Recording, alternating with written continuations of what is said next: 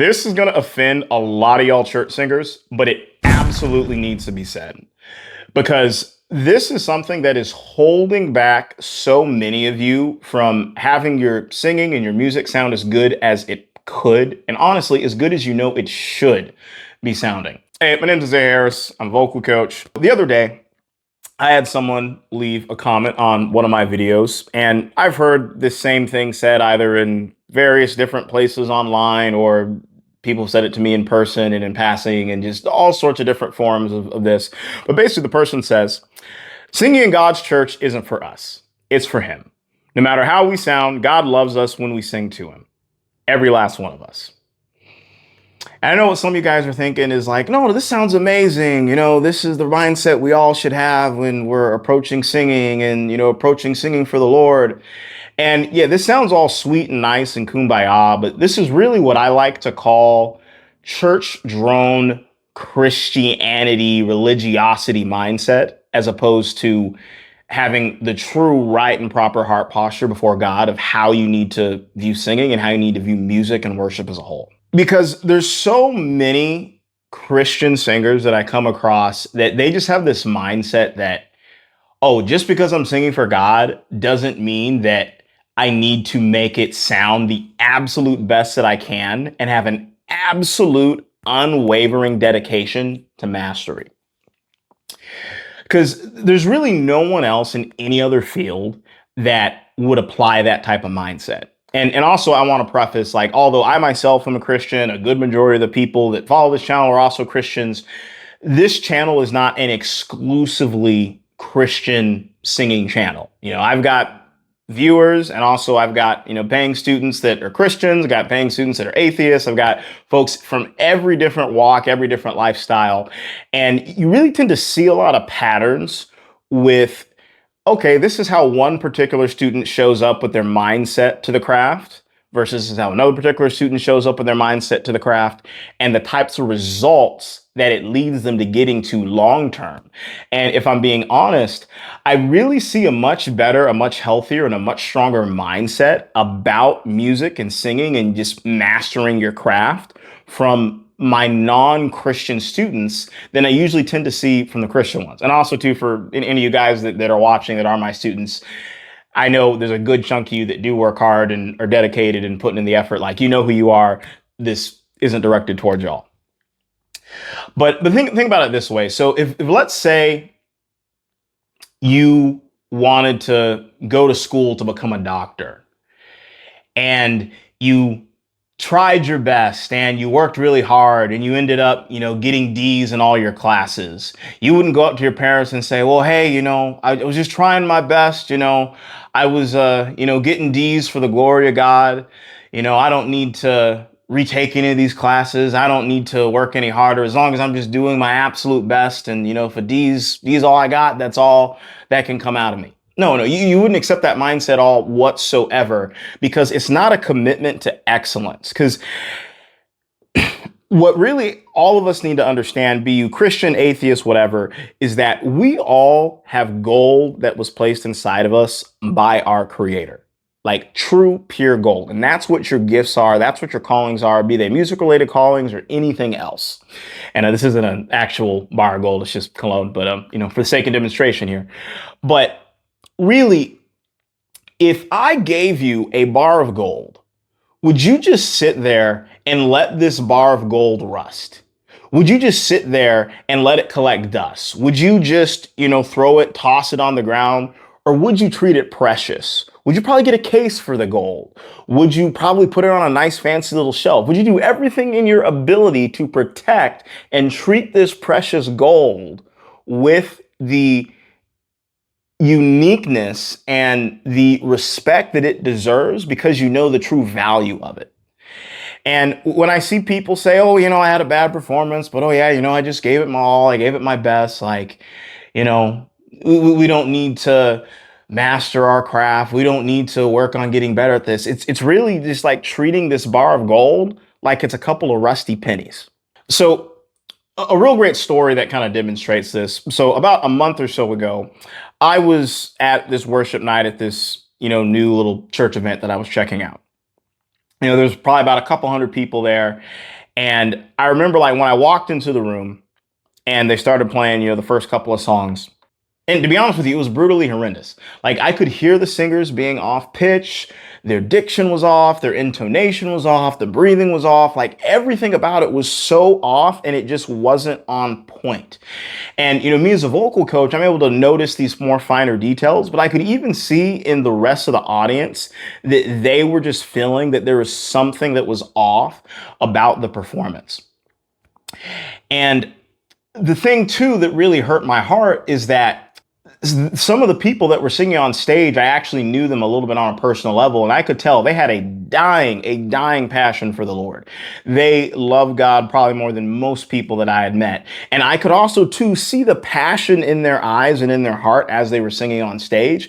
But the thing is, the passion in their heart just wasn't quite up to the level of performance. And there was this massive gap that was keeping the audience from experiencing what God was doing in their heart because they weren't dedicated to the craft and treating the gold that was inside of them like it was precious and giving it the training, the procedures, the practice, and the dedication that it needed so that you can bring the most out of you.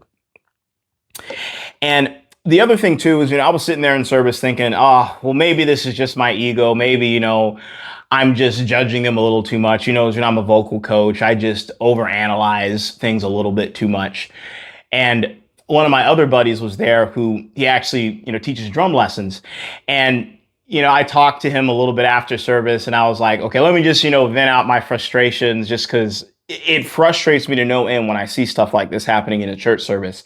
And I was thinking, man, he's just going to look at me and say, Isaiah, you're just being way too judgmental on the vocals and everything.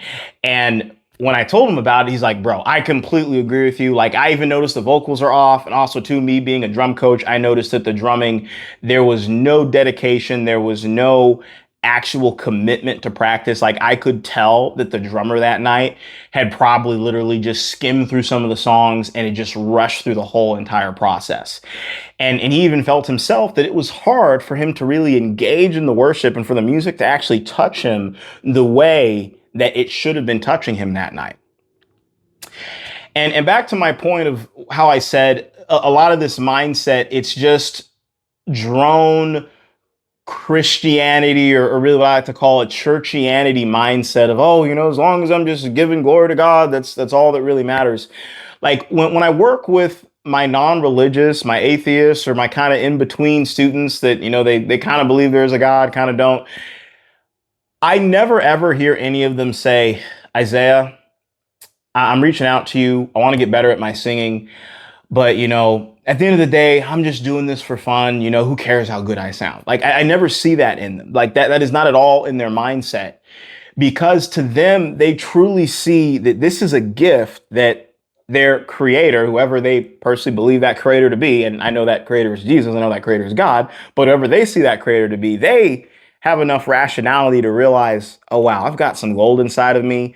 I need to invest in this gold. I need to treat this gold as precious, and I need to be dedicated like crazy to improvement.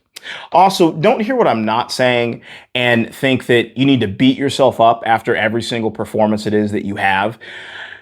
I'm not saying that at all, but what I am saying is you need to have a mindset of I'm going to pursue excellence no matter what the cost, and always see every single thing I do as an opportunity to improve. Because when I first got into singing, I absolutely sucked at it. My voice sounded horrendous. Like I used to sound like this.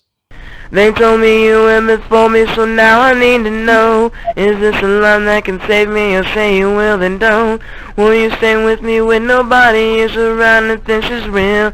Then tell me now, can you hold me together? Can you love reach down this far? Can you hold me together? 'Cause without you holding my heart, I'm falling apart. And in my sucking phase, I could have just sat there and said, well, I guess that's just the voice that, God gave me. And, I'm just going to worship him with it. And, all he cares about is just my heart. That's all that matters. And, this channel wouldn't be here. You guys that follow me wouldn't be getting the help and support it is that you need. You wouldn't be getting the transformations inside of your voice. But I stuck with it and I was dedicated to the process. And every time I made a mistake, I wouldn't like beat myself up, say, oh, woe is me. But I'm like, okay, let me analyze what could I have done better here? What could I have improved about my system and methodology of how I'm singing? What things that my coach was telling me that I can tweak? And it eventually got me to the point to where now my singing sounds like this. Even with our differences, there's a place where we're all connected. Each of us can find each other's light.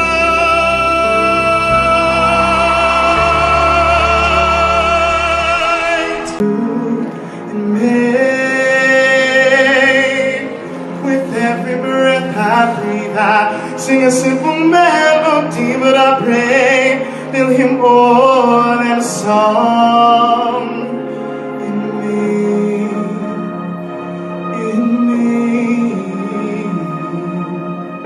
By the way, if you've been loving this video and want to go even deeper, be sure to click the link in the description and check out my free training called The 3 Biggest Singing Mistakes Holding Back the Songs You Write, the gigs you perform, and the albums you attempt to record. This has helped out so many of my students, and it is absolutely going to help you to get the breakthroughs you've always longed for. Now, I do want to preface that this training is not meant for just anybody. It's not really meant for your casual, typical singer that's trying to just, oh, I want to sing karaoke night for fun.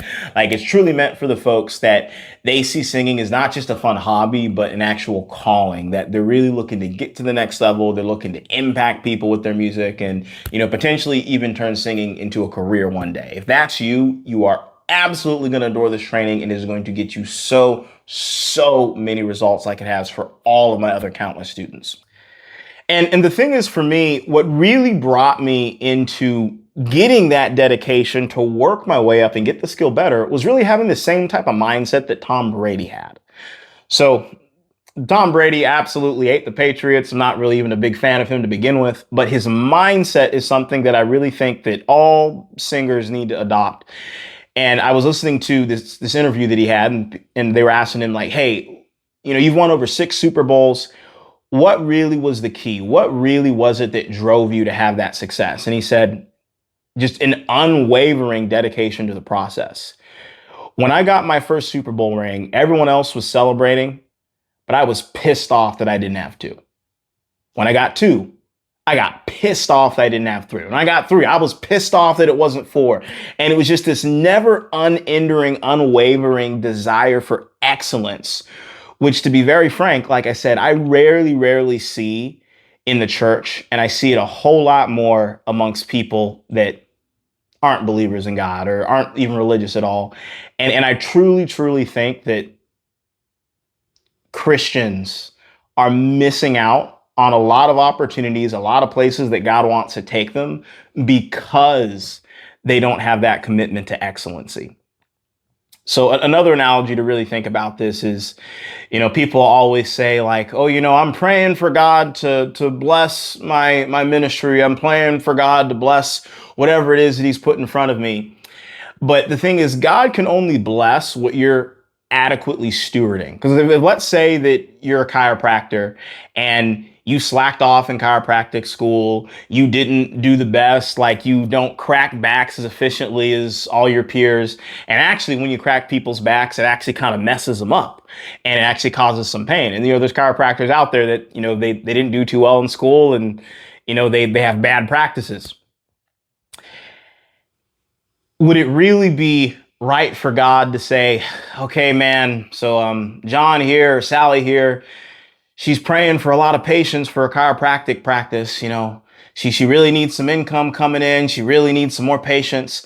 So, I'm going to ask a couple of you guys just to take one for the team and go book an appointment with her. Even though it's going to mess up your back, it'll at least allow me to answer his or her prayer so that, he can get the patients that they need for their chiropractic practice. No, like God wouldn't go off and do something like that. And I'm telling you, there's opportunities that God, or even for the non-religious people out here, whatever you choose to believe in, there's opportunities that truly the creator of the universe is not sending your way because you haven't had the dedication or the commitment to the process to truly be ready for those opportunities when they come. Because a lot of people also too say things like, oh, I'm just waiting for the timing to get right. I'm waiting on the Lord. I'm waiting for the right proper alignment, when it's really he's waiting on you. He's waiting on you to get dedicated to the craft, stop messing people's backs up, or stop messing people's experience and worship up because you're not dedicated and committed to truly getting better at your musical craft, so that he can start opening up more of those doors and sending more of those opportunities your way. So that really covers my rant here for today. So if you guys want to go even deeper and actually start making that commitment to excellency, be sure to check out one of my top rated videos here on how to not sing from your throat, how to remove the throat strain and tension and all those other things that are getting in the way of you pursuing that excellency.